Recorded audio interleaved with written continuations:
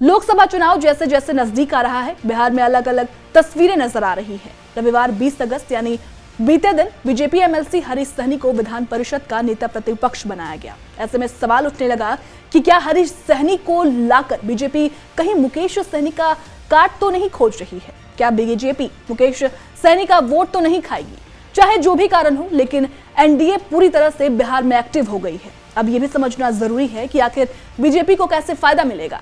जानकारों का कहना है कि बीजेपी के इस फैसले से मुकेश सहनी की परेशानी बढ़ सकती है। देखिए, हरीश सहनी के सहारे बीजेपी ने मिथिलांचल को साधने की अंतिम चाबी भी लगा दी और तीसरा की इसके जरिए पार्टी ने लालू नीतीश के परंपरागत वोट बैंक अति पिछड़ा में सेंधमारी का प्रयास भी कर लिया है। लालू और नीतीश के सामने भी एक बड़ी चुनौती है, वो इसलिए क्योंकि बिहार में अति पिछड़ी जाति के मतदाताओं की संख्या 20% है। पिछले चुनावों में इन लोगों ने अलग अलग दलों को वोट किया, लेकिन 2005 के बाद से इनका बड़ा हिस्सा नीतीश के साथ रहा है। बीजेपी इसमें सेंधमारी के लिए पिछले कुछ दिनों से लगी है। इसको साधने के लिए पहले बीजेपी ने बिहार सरकार के पूर्व मंत्री मुकेश सहनी को वाई श्रेणी की सुरक्षा देकर अपने साथ मिलाने का प्रयास भी किया था, लेकिन दोनों में बात नहीं बनी। इसके बाद मुकेश सहनी संकल्प यात्रा पर निकल गए और हाथ में गंगा जल लेकर अपने लोगों को कसम दिलाकर अपने सभी लोगों को गोलबंद कर रहे थे। इससे लालू और नीतीश तो परेशान थे ही, इसके साथ ही बीजेपी भी इसको लेकर परेशान थी। सहनी का चेहरा इसलिए भी मायने रखता है क्योंकि उनकी पार्टी ने एक तरह से अचानक प्रोजेक्ट कर दिया उनको। अब बीजेपी ने हरीश सहनी को बिहार विधानसभा परिषद में नेता प्रतिपक्ष की जिम्मेदारी दी है। वीआईपी के प्रमुख और बिहार के पूर्व मंत्री मुकेश सहनी ने हरीश सहनी को बिहार विधान परिषद में नेता प्रतिपक्ष बनाए जाने पर बधाई दी। इसके पीछे की वजह को भी सहनी ने साफ किया।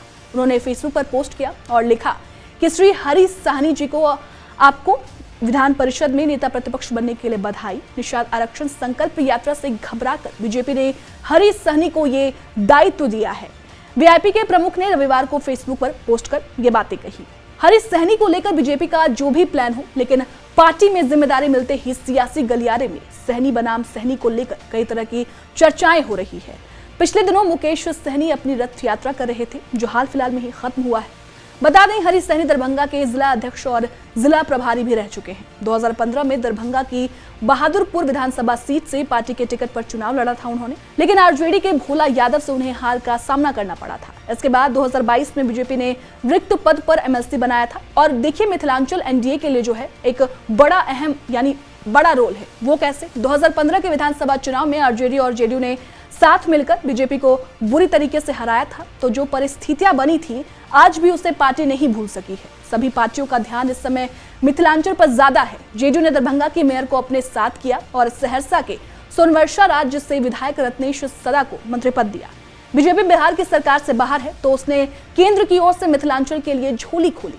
पिछले दिनों जब अमृत भारत स्टेशनों का शिलान्यास किया गया, तो मिथिलांचल की कई मांगे एक साथ पूरी कर दी गई। इसके अलावा एम्स को लेकर महागठबंधन और एनडीए के बीच रार चल रही है। राज्य और केंद्र दोनों सरकारों में क्रेडिट लेने की होड़ है कि उसने दरभंगा का हित चाहा है।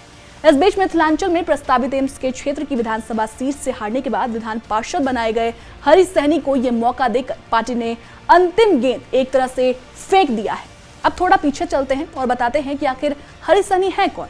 दरभंगा के मूल निवासी हरीश सहनी 1990 से बीजेपी के प्राथमिक सदस्य हैं। साल 2000 से पार्टी के सक्रिय सदस्य हैं। पंचायत अध्यक्ष, प्रखंड कोषाध्यक्ष, पंचायती राज प्रकोष्ठ के प्रदेश महामंत्री के साथ ही जिला परिषद के सदस्य भी रह चुके हैं। साल 2011 से 13 के बीच दरभंगा जिला परिषद के अध्यक्ष रह चुके हैं। वो 2011 से राष्ट्रीय परिषद के सदस्य हैं और अब बीजेपी ने हरीश सहनी को विधान परिषद का नेता प्रतिपक्ष बना दिया है।